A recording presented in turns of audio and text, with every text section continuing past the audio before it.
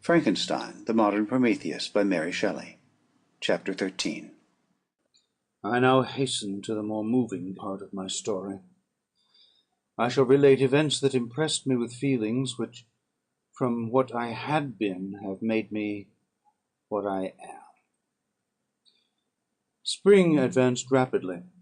The weather became fine, and the skies cloudless.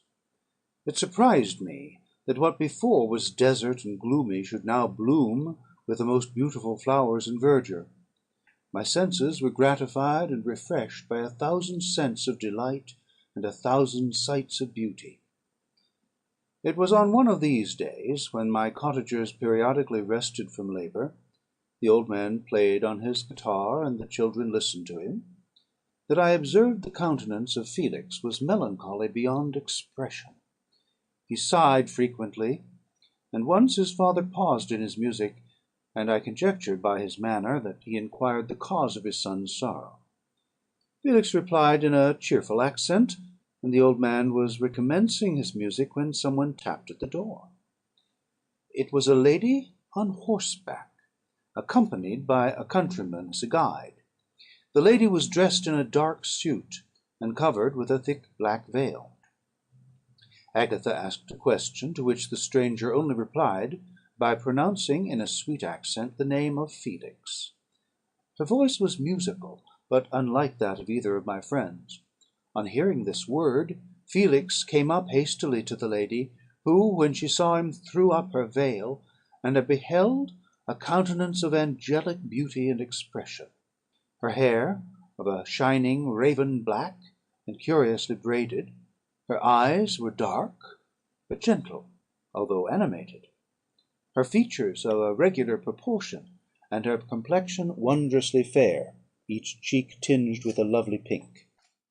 Felix seemed ravished with delight when he saw her. Every trait of sorrow vanished from his face, and it instantly expressed a degree of ecstatic joy of which I could hardly have believed it capable. His eyes sparkled as his cheek flushed with pleasure, and at that moment I thought him as beautiful as the stranger. She appeared affected by different feelings. Wiping a few tears from her lovely eyes, she held out her hand to Felix, who kissed it rapturously, and called her, as well as I could distinguish, his sweet Arabian.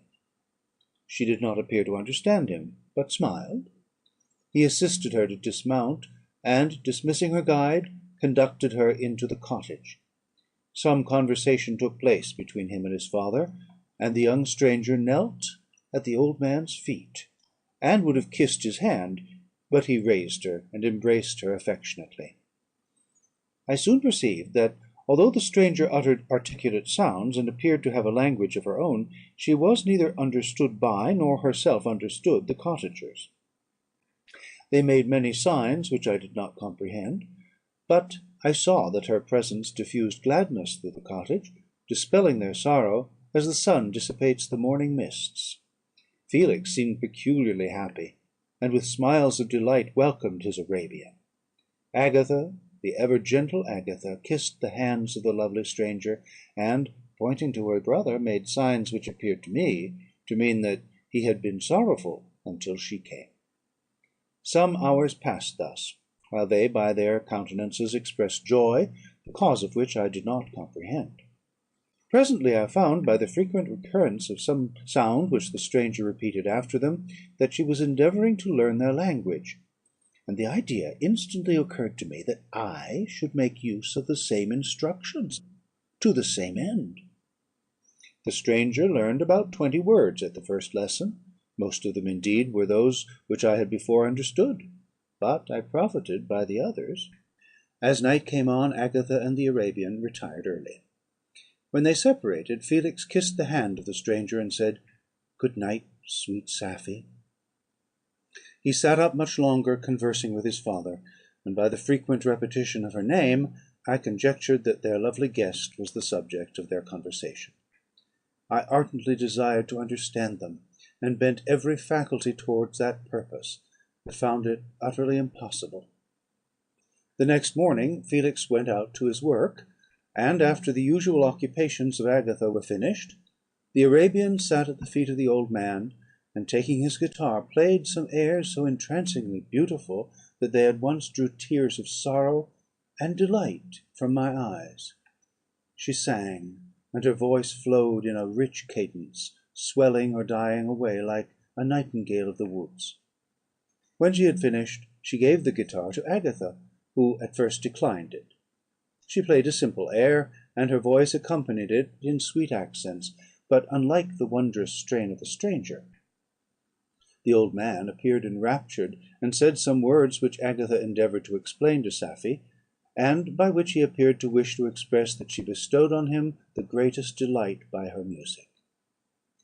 The days now passed as peaceably as before, with the sole alteration that joy had taken place of sadness in the countenances of my friends. Safie was always gay and happy. She and I improved rapidly in the knowledge of language, so that in 2 months I began to comprehend most of the words uttered by my protectors. In the meanwhile, also, the black ground was covered with herbage, and the green banks interspersed with innumerable flowers, sweet to the scent and the eyes, stars of pale radiance among the moonlight woods. The sun became warmer, the nights clear and balmy, and my nocturnal rambles were an extreme pleasure to me, although they were considerably shortened by the late setting and early rising of the sun, for I never ventured abroad during daylight, fearful of meeting with the same treatment I had formerly endured in the first village which I entered. My days were spent in close attention, that I might more speedily master the language; and I may boast that I improved more rapidly than the Arabian, who understood very little, and conversed in broken accents, whilst I comprehended and could imitate almost every word that was spoken. While I improved in speech, I also learned the science of letters, as it was taught to the stranger, and this opened before me a wide field for wonder and delight. The book from which Felix instructed Safie was Volney's Ruins of Empires. I should not have understood the purport of this book, had not Felix, in reading it, given very minute explanations. He had chosen this work, he said, because the declamatory style was framed in imitation of the Eastern authors. Through this work I obtained a cursory knowledge of history, and a view of the several empires at present existing in the world. It gave me an insight into the manners, governments, and religions of the different nations of the earth. I heard of the slothful Asiatics, of the stupendous genius and mental activity of the Grecians, of the wars and wonderful virtue of the early Romans, of their subsequent degenerating, of the decline of that mighty empire, of chivalry, Christianity, and kings. I heard of the discovery of the American hemisphere, and wept with Safie over the hapless fate of its original inhabitants. These wonderful narrations inspired me with strange feelings. Was man indeed at once so powerful, so virtuous and magnificent, yet so vicious and base? He appeared at one time a mere scion of the evil principle, and at another as all that can be conceived of noble and godlike. To be a great and virtuous man appeared the highest honour that can befall a sensitive being. To be base and vicious, as many on record have been, appeared the lowest degradation, a condition more abject than that of the blind mole or harmless worm. For a long time I could not conceive how one man could go forth to murder his fellow, or even why there were laws and governments. But when I heard details of vice and bloodshed, my wonder ceased, and I turned away with disgust and loathing. Every conversation of the cottagers now opened new wonders to me. While I listened to the instructions which Felix bestowed upon the Arabian, the strange system of human society was explained to me. I heard of the division of property, of immense wealth and squalid poverty, of rank, descent, and noble blood. The words induced me to turn towards myself. I learned that the possessions most esteemed by your fellow creatures were high and unsullied descent, united with riches. A man might be respected with only one of these advantages, but without either he was considered, except in very rare instances, as a vagabond and a slave. doomed to waste his powers for the profits of the chosen few. And what was I? Of my creation and creator I was absolutely ignorant; but I knew that I possessed no money, no friends, no kind of property. I was, besides, endued with a figure hideously deformed and loathsome. I was not even of the same nature as man. I was more agile than they, and could subsist upon coarser diet. I bore the extremes of heat and cold with less injury to my frame. My stature far exceeded theirs. When I looked around, I saw and heard of none like me. Was I then a monster, a blot upon the earth, from which all men fled, and whom all men disowned? I cannot describe to you the agony that these reflections inflicted upon me. I tried to dispel them, but sorrow only increased with knowledge. Oh, that I had for ever remained in my native wood, nor known nor felt beyond the sensations of hunger, thirst, and heat! Of what a strange nature is knowledge! It clings to the mind when it has once seized on it, like a lichen on the rock. I wished sometimes to shake off all thought and feeling, but I learned that there was but one means to overcome the sensation of pain, and that was death, a state which I feared, yet did not understand. I admired virtue and good feelings, and loved the gentle manners and amiable qualities of my cottagers; but I was shut out from intercourse with them, except through means which I obtained by stealth, when I was unseen and unknown, and which rather increased than satisfied the desire I had of becoming one among my fellows. The gentle words of Agatha and the animated smiles of the charming Arabian were not for me. The mild exhortations of the old man, and the lively conversation of the loved Felix, were not for me. Miserable, unhappy wretch! Other lessons were impressed upon me even more deeply.